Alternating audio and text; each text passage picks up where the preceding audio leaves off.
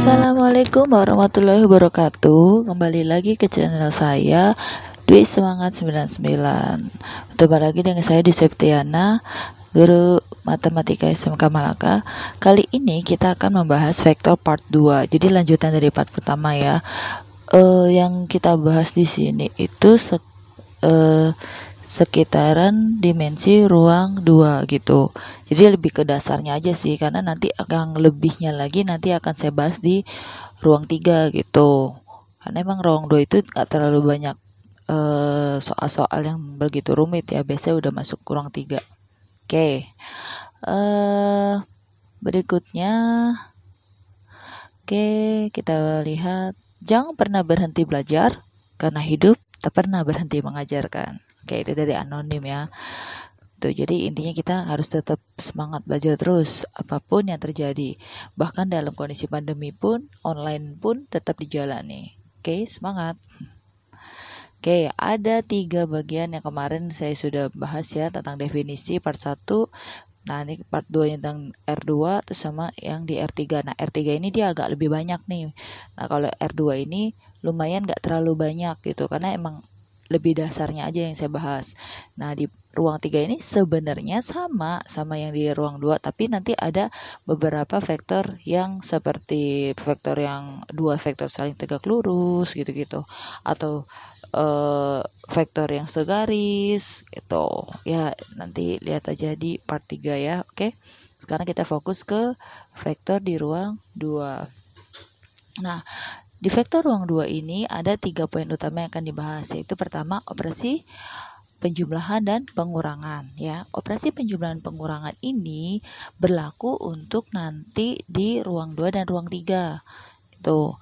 Kemudian perkalian vektor dengan skalar ini juga berlaku untuk 2 dan 3. Jadi makanya saya bilang tuh yang di ruang 2 ini seperti dasarnya dulu loh gitu.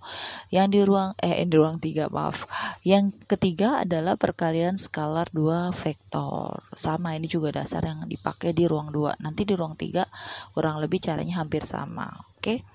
Berikutnya kita bahas ini dulu, operasi penjumlahan dan pengurangan. Jadi penjumlahan dan pengurangan ini ya, kita penjumlahan dulu nih. Jadi ada 2 vektor A dan B, di mana A itu X1 Y1, B itu X2 Y2, maka hasil penjumlahan vektornya bisa berbentuk ini horizontal seperti ini atau vertikal seperti ini. Oleh horizontal dia kayak titik koordinat gitu. Jadi X1 tambah X2 berapa, Y1 tambah Y2 berapa, itu kalau horizontal. Tapi kalau vertikalnya seperti ini, X1 tambah X2 yang atas, terus Y1 tambah Y2, nggak usah pakai garis. Oke, ini cuma cukup jarak doang aja. Tuh, kita lihat contohnya. Jika vektor C 84 dan vektor D min 39, maka C tambah D adalah, nah ini saya pakainya yang vertikal ya, karena saya lebih enak ngeliat ke samping begitu daripada saya ngeliat nyamping begini, numpuk di samping gitu, bayanginnya puyeng. Kalau ini kan per kelompok gitu, jadi ini kelompok X, ini kelompok Y. 8 ditambah min 3, jadi kan ini penjumlahan kan, 8 tambah min 3, kemudian 4 tambah 9. 8 tambah min 3 itu sama aja 8 kurang 3 ya, hasilnya 5. Oke, 4 tambah 9, 13. Jadi hasil penjumlahannya 5, 13. Easy ya, gampang lah. Nggak gampang balikin SD SMP lagi nih. Nanti ke penjumlahan gitu, kecuali nanti ada yang bentuk macam-macam. Oke, sip. Berikutnya pengurangan. Nah, sama kalau pengurangan. Jadi sesuai X sama X, Y sama Y. Contoh soalnya, jika vektor C min 64 dan vektor D min 82, maka C kurang D. Nah, di sini min 6 dikurang min, mohon maaf ya, ini nih seharusnya 3. Ya, di sini bukan min 8 tapi min 3. Ini tipenya jauh ya, 3 sama 8 ya. Jadi sini min 3 gitu. Jadi min 6 min 3 ya kan, bawahnya 4 dikurang 2. Jadi min 6 min ketemu min dikali itu jadi plus, min 6 plus 3 bawahnya 2. Jadi min 6 tambah 3 itu min 3, bawahnya 2. Tuh. Perkalian vektor dengan skalar. Oke, Nah, kalau skalar itu apa sih? Skalar itu jadi angka bilangan bulat gitu. Jadi kalau vektor dikali bilangan bulat bagaimana? Nah, makanya di sini vektor A di mana A1 A2 maka K atau skalarnya itu dikali vektor ya K kali A1 K kali A2. Contoh. Nah, misal A sama dengan 3 min 2 maka 4A ya cukup kamu kalikan atas bawahnya itu dengan angka 4. 4 kali 3 12, 4 kali min 2 min 8. Berikutnya, jika tidak diketahui sudutnya. Nah, ini perkalian skalar dua vektor itu ada dua ya. Yang pertama, jika tidak diketahui sudutnya dan jika diketahui sudutnya.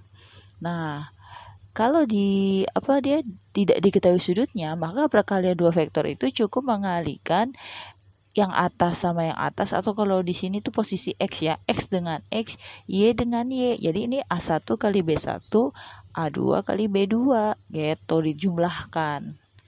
Tuh. Nah, kalau diketahui sudutnya, kita menggunakan perkalian sudut cos gitu. Jadi vektor A dot vektor B sama dengan panjang A dikali panjang B cos alfa. Loh, biar enak ada contohnya ya. Nggak kebayang kalau nggak ada contoh. Nah, tadi kan ada dua ya. Pertama tidak diketahui dan diketahui. Oke, nah yang tidak diketahui mah gampang. 8 kali min 3, 4 kali 9. Gampangnya gitu, coba kita lihat. Nah, gitu kan benar kan? Min 24 tambah 36, hasilnya 12. Berikutnya. Nah, jadi dia kalau yang sudut biasanya dia dua vektor nih, ya kan? Ada memiliki dua arah, ya kan? Nah, sudutnya itu 45. Nah, dia punya panjang. Panjang ya, beda ya panjang sama yang giniannya ya. Kalau ini kan titik vektornya, kalau ini udah langsung panjangnya gitu. Kamu kalau misalnya ada soal nggak ada tahu panjangnya, berarti kamu cari pakai yang di part sebelumnya tuh mencari panjang vektor kayak gitu. Nah, udah tuh 6 sama 5 kan. Di sini A dot B sama dengan panjang A kali panjang B cos alfa. Cos alfanya itu 45 derajat. Nah, kenapa tiba-tiba 15 akar 2? Ingat dulu. Tabel sin kostan. Cos 45 di sini berapa cos 45? Setengah akar 2. Panjangnya 5 dan 6. 5 kali 6 30 dikali cos 45 itu setengah akar 2. Setengahnya dari 30 15. Karena ada akar 2, akar 2-nya tetap ikut. Tuh, paham? Coba dipahami lagi ya. Kalau ada yang belum paham boleh tanya, boleh di komentar Google Classroom atau komentar YouTube, nggak masalah, akan ibu tetap jawab. Oke, sampai situ. Nah, habis udah itu aja sih tentang penjumlahan ruang 2. Nanti di ruang 3 itu akan lumayan panjang tuh. Makasih ya sudah menyimak, semoga bermanfaat. Kalau dia ingin bertanya tetap ya tanyakan langsung itu via WhatsApp, Google Classroom atau IG Ibu. Cukup sampai kali ini. Assalamualaikum warahmatullahi wabarakatuh.